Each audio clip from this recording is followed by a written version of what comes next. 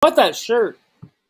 I don't know if you guys are going to choose to believe me on this one, but we actually have football players on the grass running around. They may not be hitting at this point, but we actually have action on the field, and it's not anything that we necessarily need to see right now. But hey, we are getting there. Finally, guys on the field, the Huskers ready to roll and starting to work on some of those issues and get in shape and start to work on the fundamentals and the techniques for fall camp. And we are just a few weeks away. And of course, Nebraska fans, feel fortunate and blessed. You're going to see the Huskers play football before just about everybody else in the country. We got Greg Peterson on the line, of course, from Husker Online to break down Nebraska football on another edition of Nebraska Live. Greg, how's it going tonight? Doing great, Mark. Can't wait for tomorrow, actually. We get our chance to, shoot a good 30 minutes of practice tomorrow with video and photos and everything. And so it'll be our first chance to get a look, see what's going on behind closed doors there after 4 practices in the books already. They had a day off today. But, tomorrow will be the first full padded practice tomorrow. So really looking forward to that. And, besides that, things are positive around here right now. So couldn't be better right now. So what's been the rundown so far? They hit the field for the first time on Friday. And they pretty much hit the field every day. And you said today was a day off? Today they had the day off. Yeah, they went 4 straight days, Friday through Monday. And had a breather today. And they're going to really hit it hard tomorrow, which is cool because I hate it when they actually Coach Riley back in his tenure. He would let us in there on the first day of practice, and they're running around in shorts and a helmet. And you're not getting anything worthwhile out of that, really. But we're going to get some action tomorrow. Finally, it's going to be cool. But everything we've heard so far is so positive. We heard from the defensive side yesterday, post practice, with defensive coordinator Eric Shenander, and we had the 2 linebackers coaches, Barrett Rude and trying to get rid of that there. And so we had we got a lot of insight on what's going on. Mike Dawson, I'm sorry. Stop my train of thought there. Barrett Rude and Mike Dawson, the 2 linebackers, outside linebackers coaches. And we also heard from a few of the linebackers as well, with Garrett Nelson and Luke Reimer and Chris Kolarvik. And you know what?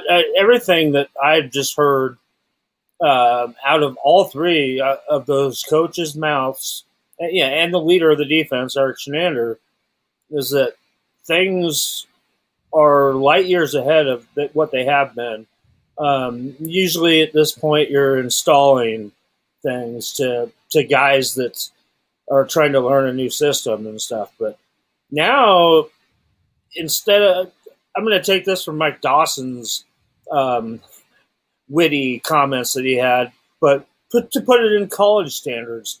A lot of times right now, this part of the season, that you're trying to teach guys 100 level classes, 200 level classes, but they've got so much experience and depth right now with guys that have been in the program that it's more like 700, 800 level classes that they're doing right now, this part of the season. So, right now, Nebraska and Illinois are the only 2 teams right now on the field. And I got to think that Nebraska's light years ahead of where Illinois is, with a whole new coaching staff coming in there with Brent Bielema and everything. So, what we just heard yesterday is very, very positive, and especially when you have a defense that's coming back with so many veterans that have played a lot of college football games. You're really only replacing one position on the field. And besides a Will Honus that is injured, unfortunately, you're bringing in a Chris Kolarvik that has played a lot of college football at a high level for a long time. And, this defense is just going to be exciting to watch, in my opinion. Yeah, we're at a place right now where we're sitting here on a Tuesday night. 3 weeks from Saturday, Nebraska is going to be on the field against Illinois. So it's only 3 weeks from Saturday. I've talked to enough players through the years that they get enough of fall camp. They'll probably be ready to hit somebody sometime next week. Somebody wearing a different colored jersey. But for the coaches, always are. For all the time and preparation that is put into this for the entire year, this is a year-round deal for these players. They get a couple weeks off here, and then they're back at it. A few weeks off there, they go back at it. Between the weightlifting, the running, the film work, the off-season work during spring practice and winter workouts, and then this. But when it comes to this particular session, it's barely a month to get ready for the first game, and this is showtime.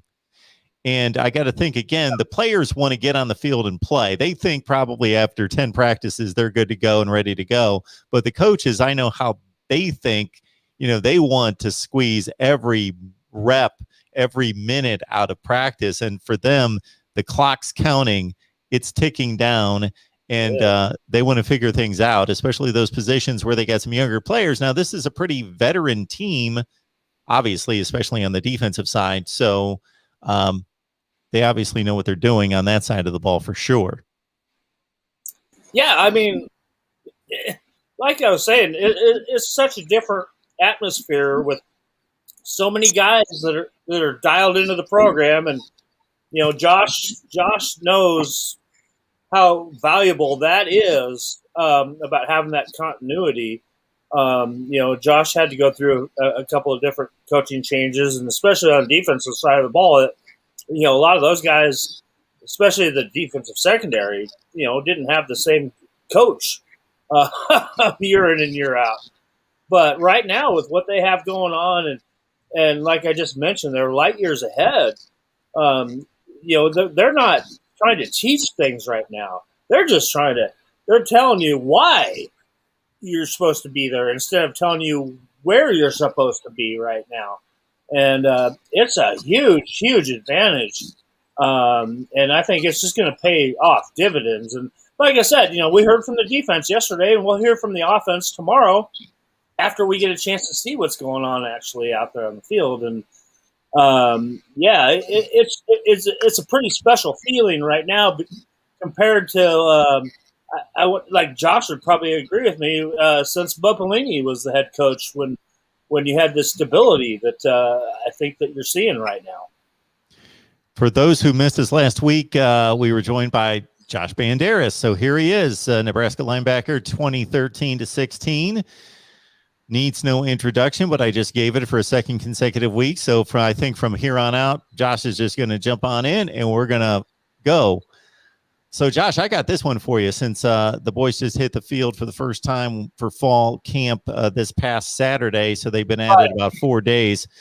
3 weeks from Saturday is going to be showtime against Illinois. So at what point did you typically, and I'm sure it depended on the year, depended on, as you stated last week, you didn't feel too good about your first 2 years, and then you really kicked it into gear the rest of your career. So I'm sure it differed for you, but in regards to at what point during fall camp were you like, I'm ready to go? Like the game's like 10 days away, but man, I'm ready to go. Was that typically how it was, especially those last 2 years where you were ready to play way before? Or do you think, hey, we need all this prep time. We need to get these reps in? Yeah, no, in the beginning, you definitely let's get the reps, because especially coming out the first couple days or probably the first week, the defense is killing the offense, right? They're flying around, they're doing good because defense is defense, man. You got 4 coverages and a couple fronts, and we've been doing it forever. Now there's details and stuff, but offense has this big stack of plays and they're different names and they got to get in a rhythm and everything. So we're killing them the first little bit. And, it's like, all right, now we're ready to go. And then that second week hits and offense is starting to catch up. And it's like, well, okay, maybe we need a little bit more work. Maybe we need to get together. But then kind of, in that last third of fall camp, the legs are getting a little heavy, a little tired. Maybe we're tired of hitting so much. Okay, it's time to get into game week. Yeah, let's get this game prep going. Don't want to go against good on good anymore. I want to get a scout team and start getting some planning going. So it's probably that last third, not game week, maybe the week before game week. We're tired of this, right? We've been doing it. We've been scouting each other for way too long. It's time to get going on an opponent and actually get to play a game. Alan, thank you so much for the Super Chat contribution and reminding everyone to hit the thumbs up and like the video and share the videos out on social media and get people in here to talk Nebraska football every Tuesday at 7 o'clock Central, 8 Eastern. And there's Moonbot with his weekly post about Yanti. So he's excited, wants to cut him loose, give him the ball, let him go. Moonbot, he teased us about this T-shirt that we're going to get, okay? Moonbot, hit me up on my Twitter, Greg Peterson 2, or Greg at HuskerOnline.com. We got to get these shirts going because we got name, image, and likeness going on now. And you know what? The Yanti could really cash in on something like this. So, I'm your man. If you got these T-shirts, come on, Moonbot. Hit me up. I'm not a hard guy to find. I knew Navy Thomas would get on me. It was 7:02, and he was looking at his watch. He's probably upset I was a little late then. Yeah. Don't piss off Navy. He's a Husker through and through, and he hates the 3-4. Okay. He hates the 3-4, and he hates people that are late. So he's always on me because I just let him know, hey, Navy, sorry, you got to take the good with the bad. So that's just the way it is.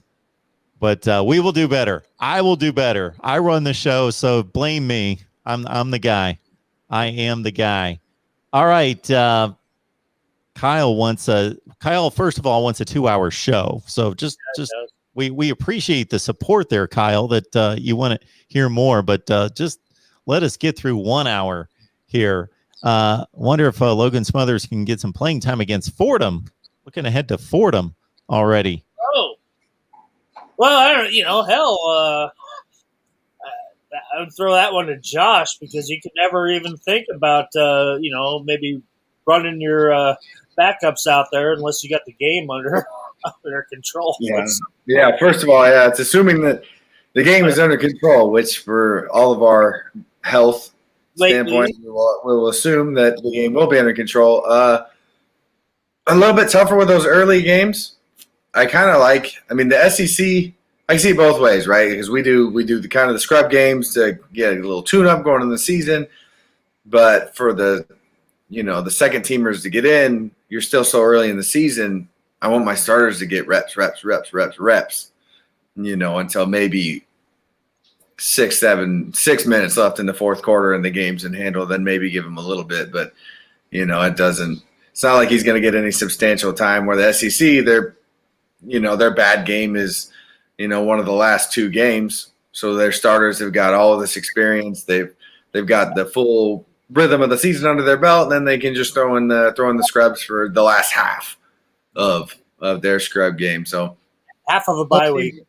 Yeah, after a bye week. I don't see him getting a whole lot. Maybe, like I said, last 4 to 6 minutes in the fourth quarter if the game's very well handled. But it's he's going to get all of his reps in fall camp, I think. Yeah, and you know what? That's just going to go game by game. If you need to have Adrian Martinez in there to get things done, you're gonna. If you have a game under control, obviously, I think Logan Smothers is going to get his reps. And don't count out Heinrich Harburg either. I think at any possibility that they can have, they're going to let guys get actual game reps. But you know what? The season doesn't always unfold like Husker fans kind of expect them to, no matter who's on that schedule. So, Josh, starting with your freshman year, I'm looking at Southern Miss. That was a 43-point win. I'm looking at South Dakota State. That was a 39-point win, and we could go year to year. So there was always that game or two. Not that you wouldn't kill a Big Ten team from time to time, Sure. but I'm sure that you wouldn't really look at those games and think of them the same way because they're conference games, and it might have been a bit of a surprise that you killed somebody to that extent. Although that Purdue team that year, 1-11, you beat them up pretty bad, 44-7. Was it? What was that preparation like mentally, seeing what you saw on tape and knowing what the name was, Fordham, South Dakota State, whatever it is, and probably I'm not trying to give your answer to you because I'm thinking Right. you kind of have it in you that, okay, we got to take these guys seriously. You never know, but at the same time, you know what you see on tape. Right. Honestly, it depends on the team. I never really played like a Fordham or who did we play when the first game got rained out like 2 years ago? Akron. No, that got rained. The Akron got rained out, didn't it? And then another team came in. Yeah. Well, that was Bethune-Cookman. Yeah. So like a team like that, I mean, okay, yeah, probably take it a little less serious, but especially being from here, like in South Dakota State, I mean, we took it very serious because we knew that they were. I mean, that's top of the FCS division, and even when we were going to play them, you knew guys on the other side. Yeah, and when we were going to play them last year, to be honest, I was a little worried because they were. I mean, they were a good team, and I can't remember if it was my freshman year or sophomore year. I mean, we almost blew it against McNeese State. So there's some of these teams like that upper caliber FCS level that they kind of get the D1 FCS rejects, FBS rejects. So they've got talent. They look good on film. Their their stats and everything look good. But those are the top FCS. Now a team like Fordham, right? We look at that, kind of look past them, or you're kind of licking your chops. Like I'm gonna, like Stilly's probably like this. This guard looks absolutely terrible. He's 265 pounds and whatnot. So, more licking your chops against Fordham than a South Dakota State, or it's like, this is a trap game. We got to be careful and take this serious like it's Ohio State. Didn't you guys play North Dakota State one year when you were there? No, and I'm kind of glad we didn't. I'm telling you, those are trap games. I like being able to play them, but it's risky. It is. It really is. They're a good team, and if you let it, it's like Northwestern's always been. If you or vice versa, if you let either one of us hang around, then eventually they're going to jump up and bite you rather than just putting them to bed.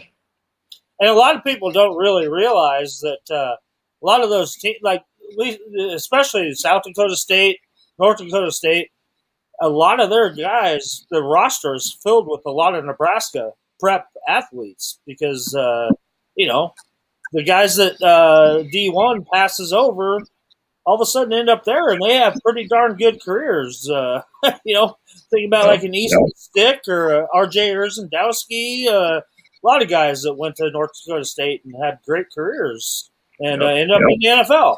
So missed out on a lot of guys. Even my own Nick DeLuca was in my class.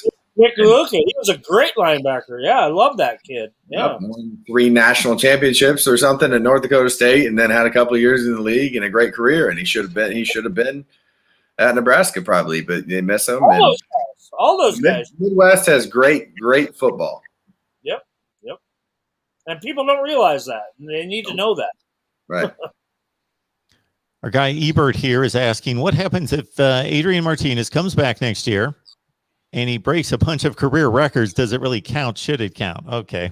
It's a lot of bookkeeping there. I don't know how that's going to be handled. I would think a college career is a college career, regardless of whether a guy shows up 1 year or stays for 4 or leaves after 3 or as a 5th year as a red shirt. So the way it stands right now, we're not prorating or calculating based on number of years. So a college career is a college career. So I'm guessing that they all count. So every yard, every TD, regardless of how. So yeah, these guys, if you want to look at records, are going to have a slight advantage that stuck around for an extra year because of COVID.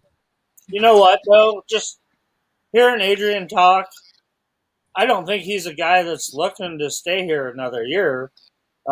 He's already, he's a very, very mature guy. I've mentioned that many times. He's way more mature than his age is. he's already a grown ass man and knows what he wants to do as it is, and he's banking everything right now on this season. And I believe in his mind that this is make or break for him.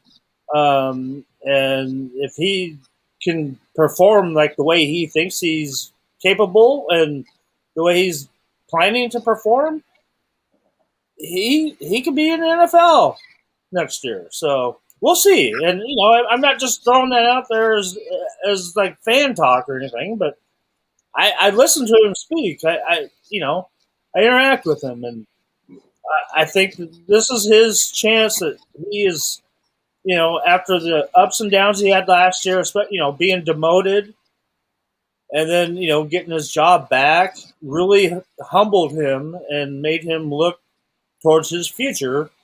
And I think that in his mind, if he doesn't get it done this year, then he's going to move on and kind of, maybe give up on football. I don't know, but I'm looking forward to his year this year. I think he's gonna have a great year, just personally.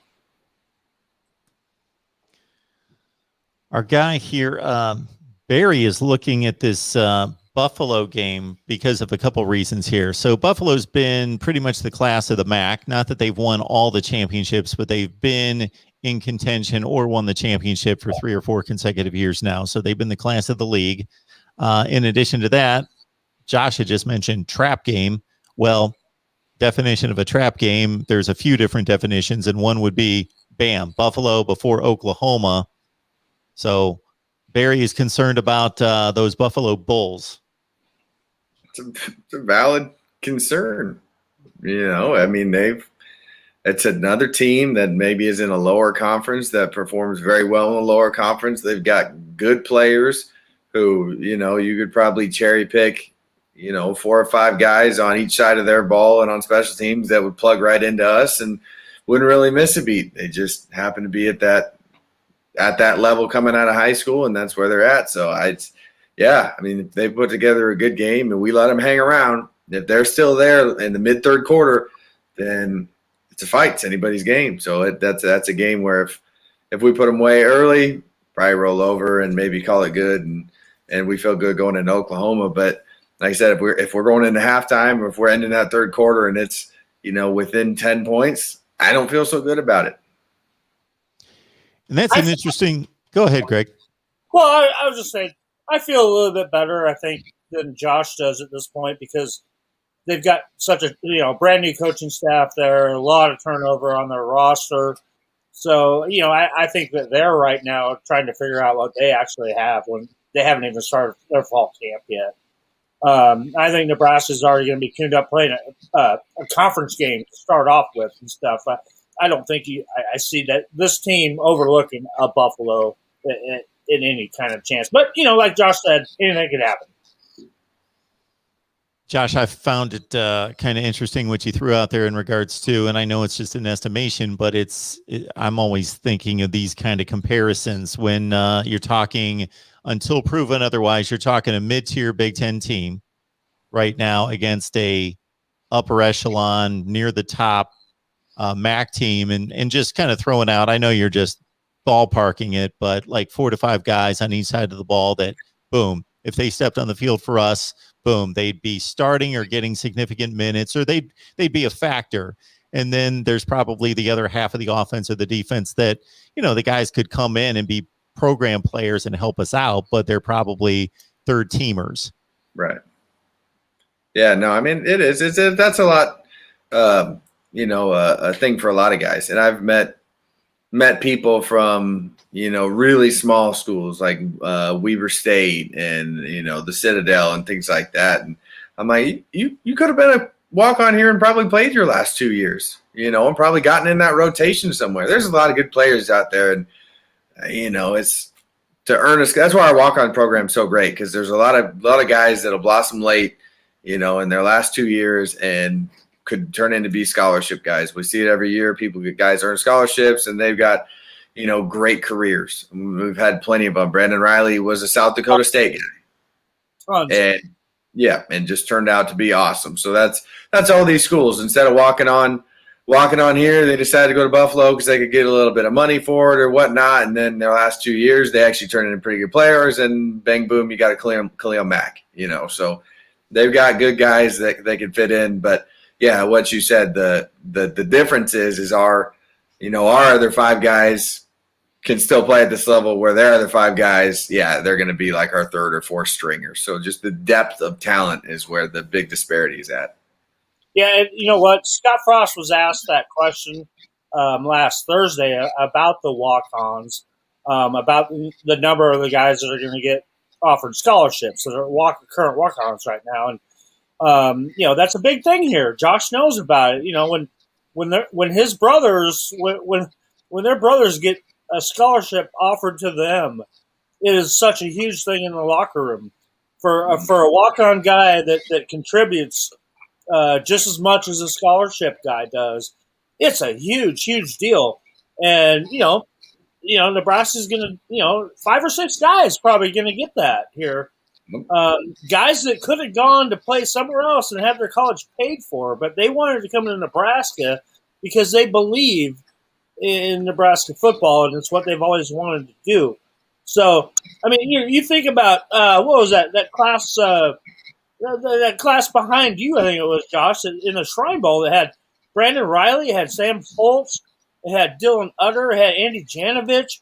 I can go on and on about all these guys that were walk-ons that are played NFL and guys that could have played in the NFL. And I mean, it's crazy. It's a huge deal around here. It is, and it's not really a thing anywhere else in the country. I mean, you hear a couple guys here and here. I know Hunter Renfro was a big walk-on name for Clemson, and he did good. But I tell people how many walk-ons we have on the team, and they're like, "Geez, like normally we have, a handful." But majority of our classes that come in are almost walk-on. It's all walk-on heavy. And 25 to 30 a year almost. Yeah, it's a double class. Massive. And honestly, it's a good kind of a simulator for the scholarship guys that come in, because they get to come in and all of a sudden they're 5 guys got a lake up in Ashland, or they take them back to their hometown and go to check days, or things like that. They get immersed in the culture right away, rather than going somewhere where you don't have a whole lot of local guy walk-ons. You're just kind of amongst yourselves, and you stay on campus and you don't get the real feel of the city. You got to go do it on your own. But you got all these guys that just show you the whole hole in the walls. It's a good little recruiting tool, kind of, but they don't really know it's a good one. And it's interesting what you throw out there about playing some of those teams that you're supposed to beat, because what's going through everybody's mind, and it's the people in the stands, it's the media, it's the folks at home that are like throwing up their arms when you're in a 17-14 game at halftime with somebody like that, and like, what's wrong with them? What's wrong with them? What's going on? And they're not the ones on the field. That actually, those guys lift weights too, and they run and they work out all year, and they watch film, and they get scholarships too, and they care too. So right. They're going after it too. So it's easy to sit up here in the stands or watch on TV and be like, what's wrong with these guys? Yes, Coach Banker always said that. And not all coaches do that, but if a play happened, he's like, well, they're on scholarship too. Like you said, they're big and strong. So you're trying your best, bud, but you lost. That's why it's a game. And I always hated it when coaches would say, if we execute 100%, there's no way we can lose. Duh, right? They're saying the same thing. It just doesn't work like that. It's a game. So yeah, fans are a little finicky sometimes. If one thing goes wrong, then the whole world's done. That's why defense is. I was talking to Coach Els the other day, and his son is he's a grad assistant up there right now, and he's getting into it. And Coach Els is like, I really want him to be on offense. I don't want him on defense, because on defense you're on the edge. One play and you're just the worst coordinator, the worst linebacker, DB ever. But on offense, you got all kinds of mulligans. As long as you make the one catch, you're great. You're amazing. They forgot about the 5 other drops or the fumbles. It's somebody else. Yeah, no, defense is tough, man, and we get a bad rap all the time. I think, Yeah, well, yeah, and I think Josh has got more kind of a different perspective than most people. I mean, yes, he's a former player, but his dad played for successful teams, and that Nebraska fans expected to see. And in Josh's time, he was kind of expected to okay, here, I'll do it since I'm wearing it and I'll stand up. But restore the order. Remember that? Remember that shirt? Yeah. That was Coach Callahan, but still, Josh has that perspective of where he could have been. He was a fan, and then he's a player, and then he's hearing that backlash when things don't go so well. And unfortunately, we've been in this kind of a cycle for a long time, and obviously, who gets blamed for it? The players, or the coaches, and even us in the media. So, it's a fine line, but Josh has a very unique perspective on all of this that I think everybody should be aware of. Yeah, and you can tell I'm fascinated because I keep spitting out the questions that are player related because, the fan and the media perspective versus what's really going out on the field. And so his little brother is a walk-on player here as well. He was, and so he has all those three different perspectives. So my last one for you, Josh, before we better get to the questions that the people are asking, is so I'm sure that there were those games where you're there in the fourth quarter and you guys have a 6-point lead and you're like, why aren't we killing these guys? We're so much better than them, but just things aren't going our way and they're hanging in this thing. Then if truth be known, I'm guessing that there would be less examples of this because you guys are athletes and you have supreme confidence that you're the better team most of the time and so forth. But there's probably a couple times where you were like, we're hanging in this game and how are we doing it? These guys are really good, but we're there, but man, we're close to getting blown out. I think that's kind of a universal truth in a lot of competition. Because it could be, you could be playing ping pong and you're better than your little brother. And you're like, I'm giving 100% here, but he's still hanging in there, but I'll turn it on in a second. And, he ends up hanging around and you're like, yeah, okay, whatever. You feel like you're in control. But yeah, we've definitely been on the other side where we're like, it feels like we're getting blown out here, but we're only down by 3 or we're up by 3 and you're hanging on by a thread. There's been a lot of, that's in every kind of competition there is. Just that momentum, I guess, it's a real thing. We're like, this team is absolutely dominating. How are they losing? Right? We've all seen it. We've all been a part of it, and you hope to hold on, or you hope it's you almost don't even feel worried about it. It was kind of like when the Chiefs won the Super Bowl. San Francisco dominated the whole game, and it still felt like the Chiefs were in it. And like, how are we only down by this? So it's a phenomenon for sure. And I've been on both sides of it, but sports are just a weird thing, man. The one thing that I never liked about it, like when we were in games like that, where they're hanging around and everybody thinks, or, that we're way better. And on paper, we are way better and the coaches were the worst. Like, do you think I'm trying to do bad here? Like, I'm trying to do good. And when a coach or a fan is like, what's he thinking there? Like, you got to make that tackle. It's like, I tried. I was fully 100% about doing the correct thing. It just, sometimes it doesn't happen. And, you can't just beat on everybody about it. But it's not really the world we live in anymore. It was nice when there was no Twitter and, if you didn't hear the murmur in the stand, then you didn't hear it at all unless some guy knew where he lived and sent a handwritten letter. Right? And then at least he put some thought into it. Yeah, no more keyboard tough guy back in those days. Right? Yeah, at least write his handwriting in his return address. You can come find me anytime. Exactly. Who's the best team he ever played? The Ohio State team.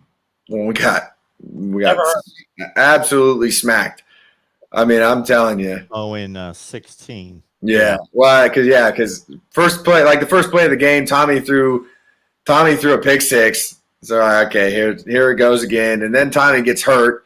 So I love my man Riker. He's a great quarterback, but no reps, hardly any reps. Here you go play a top-rated defense in there.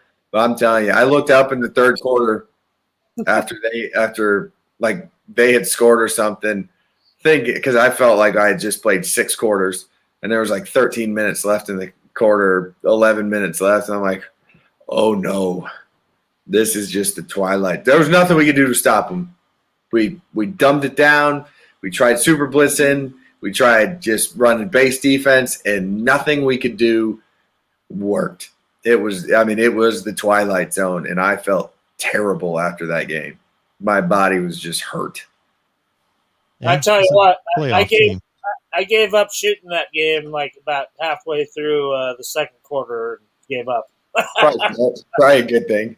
Yeah, we didn't need to see any of those highlights after that. Oh, there were none. It was just we couldn't do anything. We could do no right that game. Absolutely none. No flag was going our way. No ball bounce. Maybe we could hardly even stop. I don't think they punted that game. That was, you know what? That was actually Joe Burrow's first touchdown. Oh my God, you're right. Wow. Yep.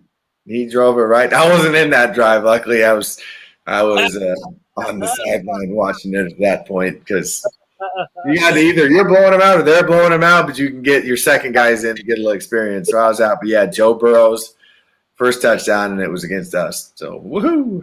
Let's throw our 3-star backups in against their 4-star backups and see how they. Right.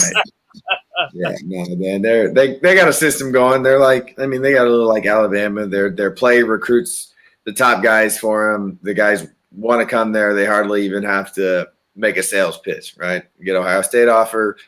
Okay, done. And nobody knew he was going to be the number 1 pick in the draft. Nope. A few years later. No idea.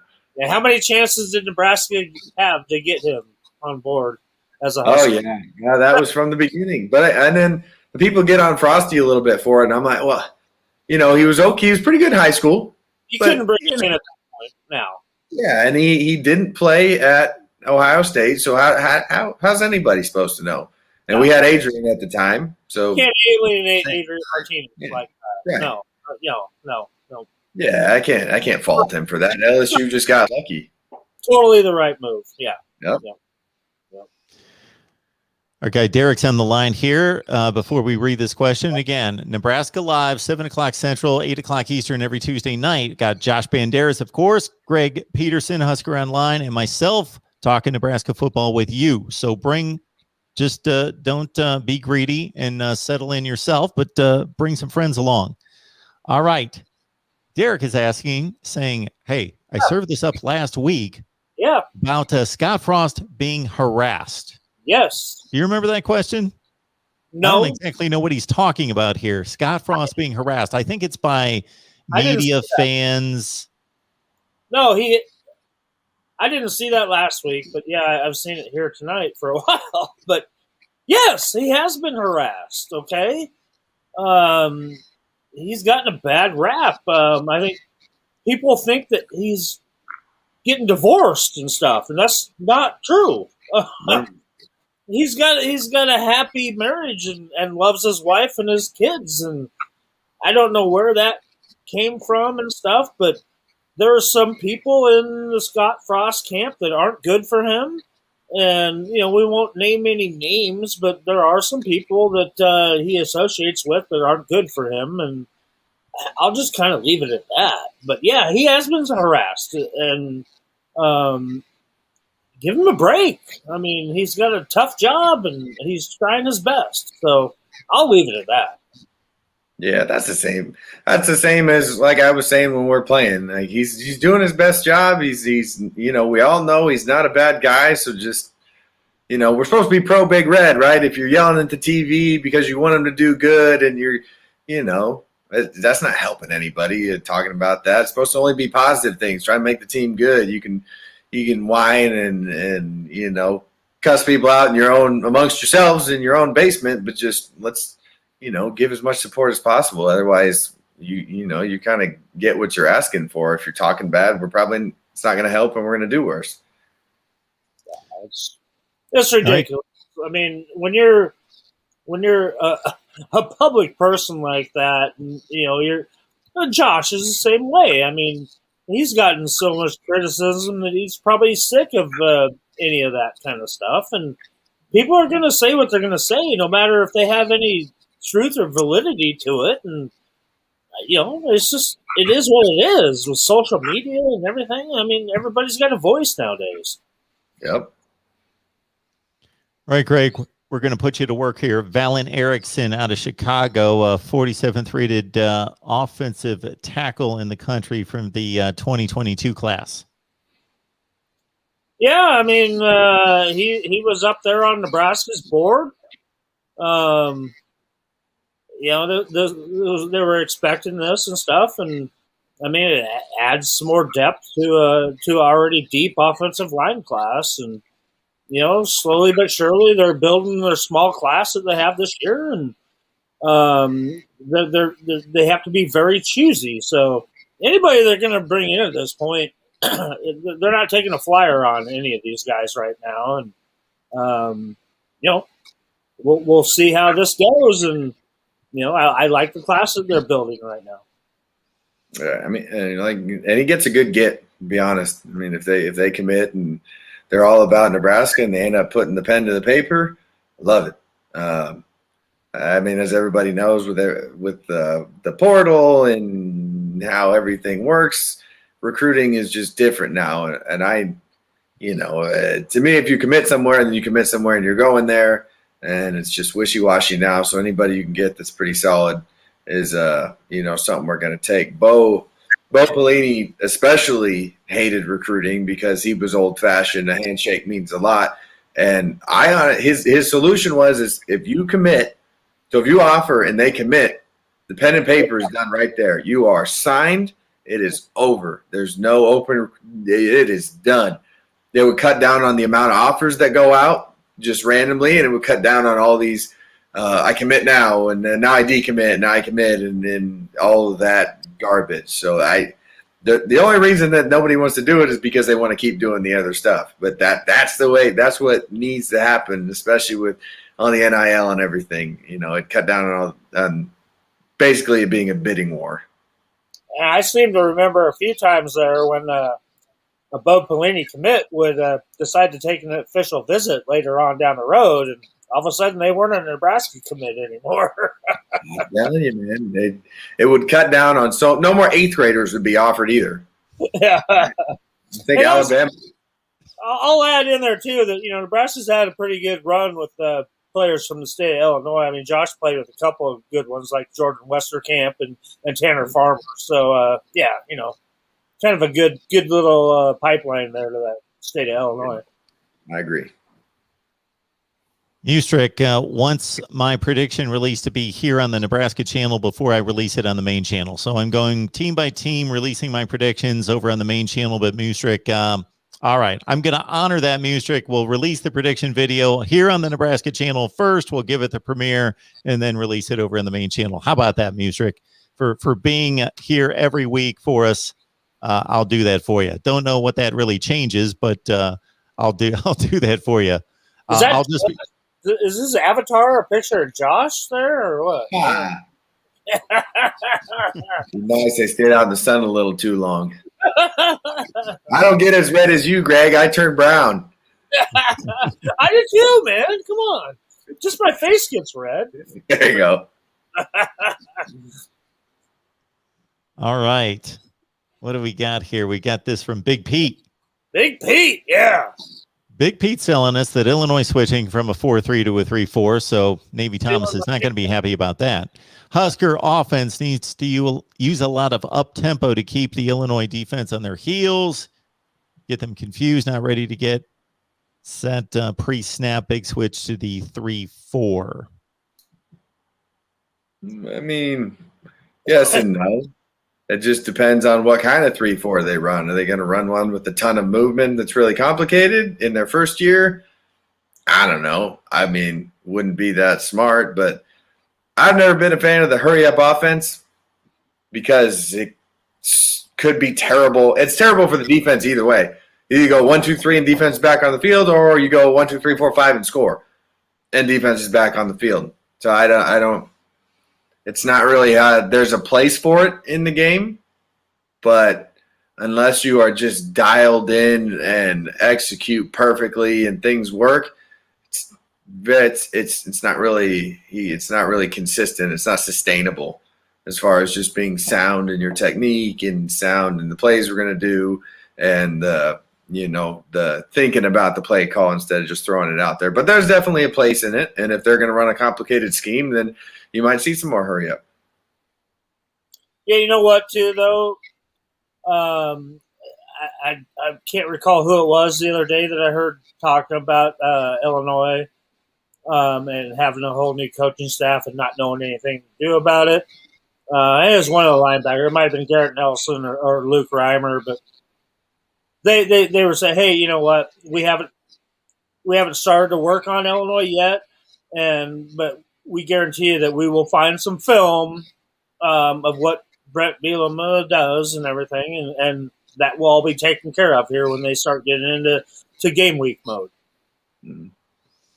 We'll do a deep dive on Illinois. Of course, that's Tuesday night right before the ball game.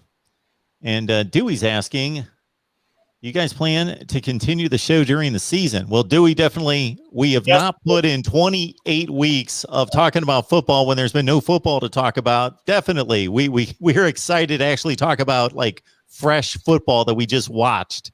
Where was Dewey last season when we were doing this? Yeah. We revved this up sometime, I would say last October, something like that. And then we got back together here, 20 weeks ago or so, something in that range. So definitely, yeah, when we got like real football to talk about, yeah, that's when it gets fun. So no doubt about that. Dewey, we're looking for some folks to be able to do a post-game show. So we're looking for that. Would love to get you some post-game coverage. So we are working on that. Moonbot thinks that the blitz could be more effective this year than it's been in the past. It's not real specific. Maybe Colin Miller? With Colin Miller gone? Yeah, I think that's what he says. But you know what? Eric Shenander was asked this question yesterday about the pass rush.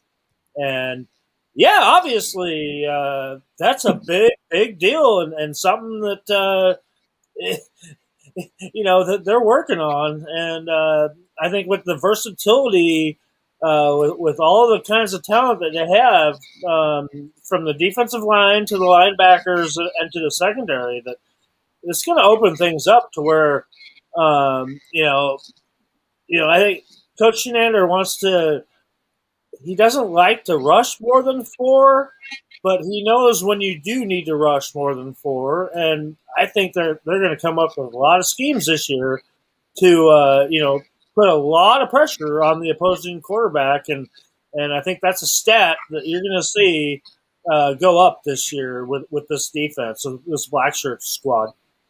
Yeah, I was very impressed last season with our front seven and the way we got after the quarterback with JoJo and the stunts up front and even some of the linebackers coming through. I thought they were a huge improvement. When I maybe thought that they were a young group and a bunch of new faces and we're going to be maybe a little bit of a liability. So I look for them, like you said, to build on it and, be able to throw something creative on it and, maybe still only send 4 guys and maybe 5 guys and get home. We might have to send as many guys and be a little more creative with the play calling since they've been there and done that before and they've been a part of the scheme more. Even though this is a bit of a shot here, I think this is worth addressing here from Gillette. How much Kool-Aid y'all drinking? So here's the deal that I think each one of us can give just yeah, we can't see what's in there, Greg, but coffee. just to give our perspective on how we approach this, just in regards to, okay, we get on here every week. Greg's been in this business for a long, long time. Josh has a very unique perspective, as Greg outlined, even going back before his playing days, as a fan whose dad was right in the middle of it, had an excellent career. Then he had his own career at Nebraska. Now he is an analyst looking back and being able to see what's on the field and tell us about it. And then I've got my own slice. So I'm going to leave it up to you guys in regards to what you believe you should deliver and do deliver here and other places. I'll take it first, Josh. But, every year, year in and year out, I get asked, how are the Huskers going to do this year? Josh gets that question all the time, too. What do you think this year? What do they look like? Are we going to be good? I'm more optimistic this year than I have been since I can going back to Coach Pelini days. Seriously. And it's not just because that, I'm buying into what the coaches are selling. I know that the players buy into what the coaches are selling. Those guys, this coaching staff that Nebraska has assembled here is the absolute right coaching staff to have here to make things better. And I have seen across the board in every single room just an influx of talent and so much depth now. And you've seen that they've taken a lot longer than they've expected, okay? They've experimented with a few different offenses. Obviously, it's not the UCF offense that Coach Frost had. It's not the Oregon offense. But I think that they've made the changes, and they've understood what it's going to take to win games in the Big Ten. And you see it across the board with the size. Just the huge human beings that they have now on this roster, top to bottom. The wide receivers are all huge. It's crazy.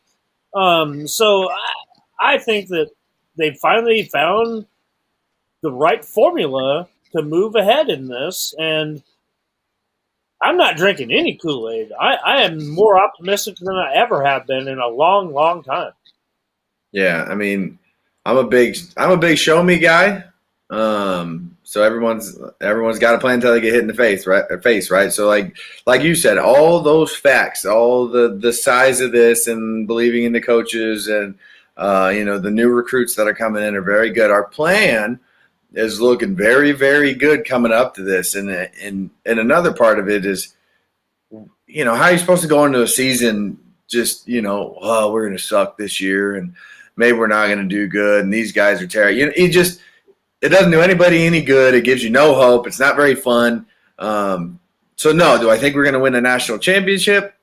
No, but the goal, and I guess the Kool-Aid that maybe I'm drinking, is that we're going to be better than last season, right? Because our plan looks good, and Illinois is the perfect first game to have to get a looking glass into how things are actually going to shape up, right? As soon as we get into battle and figure out who's who, and who showed up and who didn't, and how this plan is going to work, then we'll know for sure what's good. But no, I do believe that everything that's happened in the offseason has prepared us to be better than we were last year, whether it's by one game or by 4 games. It's going to be better. Yeah, and my Kool-Aid might have sounded a lot more, but my Kool-Aid is that Nebraska is practicing in late December, getting ready for a bowl game, and then we're all happy. Okay, then we're moving forward. So we're not trying to say that. Yeah, we're not looking for a spot in the BCS championship. But we want to get back to where it's going, and have some extra practices there in December, and be a proud. I think this show works well for a lot of reasons, and we've got 3 different perspectives here, and we've got 3 different backgrounds. I don't know what that noise is. Does everybody hear that? I I don't do. know Yeah. where that, I'm not Muslim. I don't know where that's coming from. I don't know if that's me. We'll try it. We'll see here. I don't know. Do you hear it anymore, Greg? We'll try it again here. Don't know where that came from. Maybe that'll make me shut up for the rest of the show if it's coming from me. You guys keep talking. I'm going to shut off my mic, and you guys. No, it's still there. Anyway, we'll talk through it. We're only on for a couple more minutes. But I think this works because we got three different perspectives here. We already heard from Josh and know what his deal is. We know Greg's been in this business for a long, long time, and he brings a great perspective because what he just said about the Nebraska players that he's watching right now, he can compare it to the 2020 team and the 19 team and the 18 team and the 17 team and on back, and he can make those comparisons.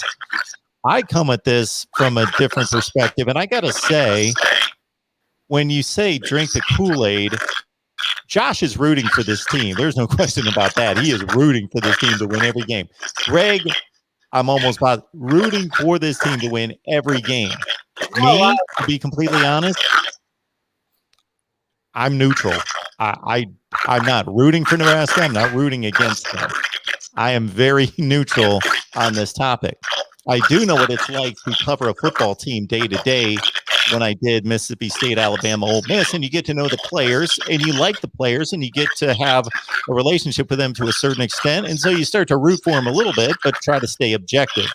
So my approach to all this, unlike a lot of people that you find online and on YouTube who just want to please everybody and say whatever they need to say for everybody to like them, I'm not going to do that. But I'm not at the other end of the spectrum where I'm just going to say a bunch of stuff to piss people off for clickbait. I don't do either one. I just tell you what I believe. And sometimes it's going to be like, oh, okay, everybody's going to be okay with that. Other times people are going to be like, it's going to make some people mad. But it's just going to be what I see and what I believe is as close to the truth as possible. Mazel tov.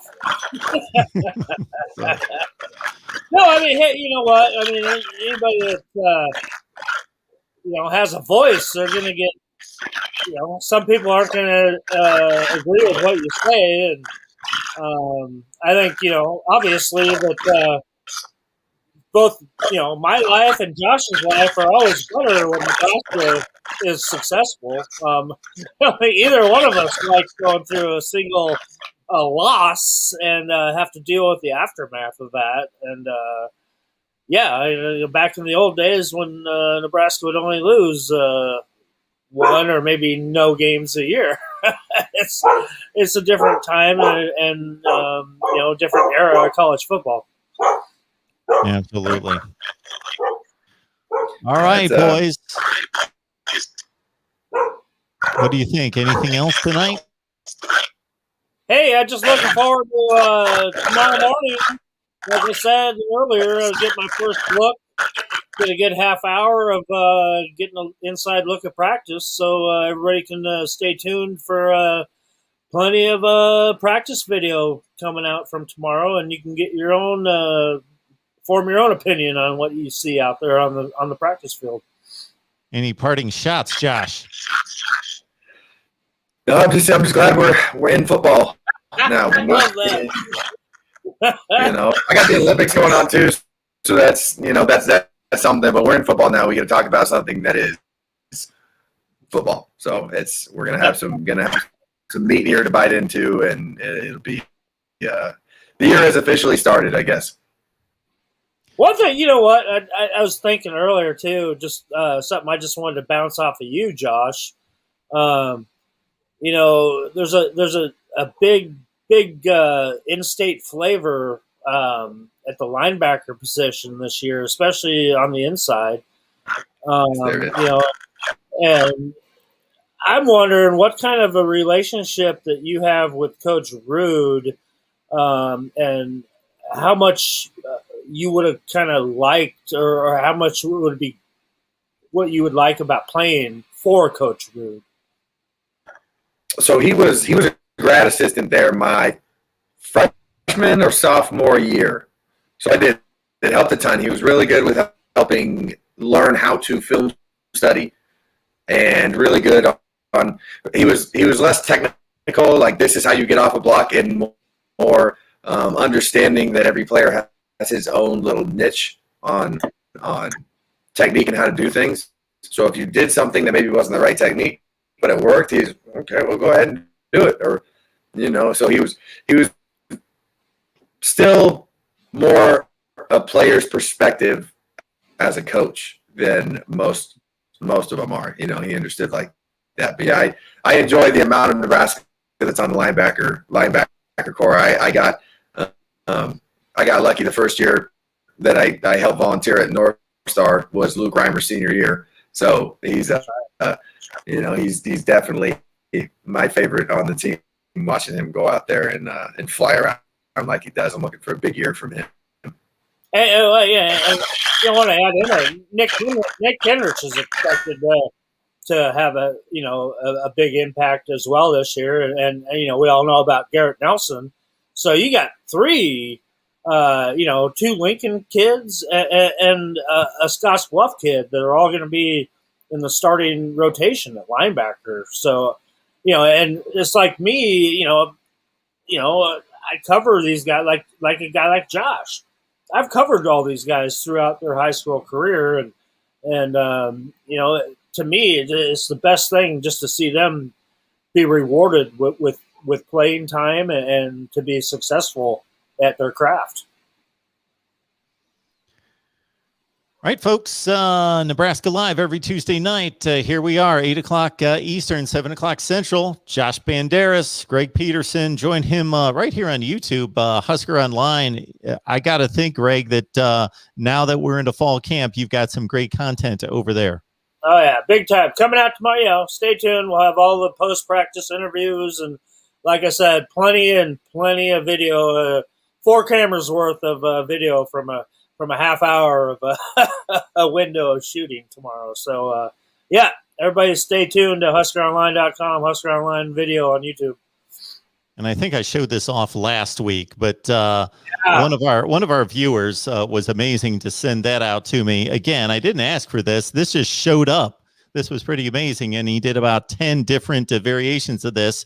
So you can catch him at TriStateWoodSketch.com. It's amazing. Like, I got like 12 examples of that. So you basically pick out your photo. So I don't want to scare anyone. This is not what you're purchasing. You get to pick your own photo. You pick your own photo, your dog, your cat, you send it in, and then you pick your surface, and he does amazing work. And if you drop our name, you get buy one, get one free. So say that Mark or the Voice of College Football sent you, and you get buy one, get one free. I want to see him do a screenshot of the 3 of us right now and sketch one of that. I'll let him. I bet he'll do it. I bet he will do it. Absolutely. All right. Good stuff. Josh, appreciate it. Greg, appreciate you putting this together, Greg. This only happens because of you, and we will see everyone next week. Sounds good. Go be or GB.